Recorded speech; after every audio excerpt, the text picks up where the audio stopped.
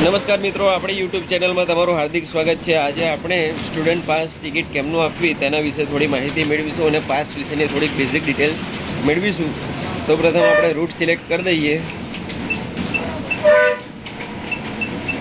અહીંયા up trip છે એટલે 1 નંબર। હવે આ પાસ છે, આ પાસમાં ભાઈને જવું છે ડાબસરથી ઠાસરા। તો આ પાસમાં સૌપ્રથમ આપણે અહીંયા જોઈ લેવાનું લોકલ છે તો લોકલ એક્સપ્રેસ ગુર્જરનગરી અને એની પાસની તારીખ આપી છે કે ધારો કે 6/7/2026 આપી છે। તો આ પાસની એક્સપાયરી ડેટ 6/7/2026 સુધી તમારો પાસ માન્ય ગણાશે। હવે એમાં સ્ટુડન્ટનું નામ આપેલું હોય છે, સ્ટુડન્ટનું એડ્રેસ આપેલું હોય છે, સ્કૂલનું એડ્રેસ, સ્કૂલનું નામ વગેરે માહિતી આપેલી હોય છે। આગળ એમનો આઈડી કાર્ડ પ્રમાણેનો ફોટો અને એ બધું તમારે ચેક કરવાનું રહેશે, બરાબર છે। હવે આપણે પાસ ટિકિટ આપીશું।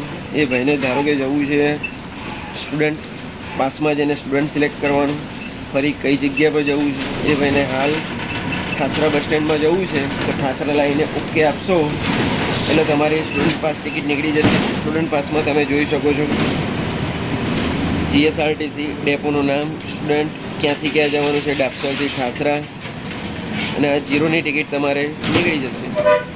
તો આ માહિતી તમને સારી લાગી હોય તો લાઈક, શેર અને સબસ્ક્રાઈબ કરો।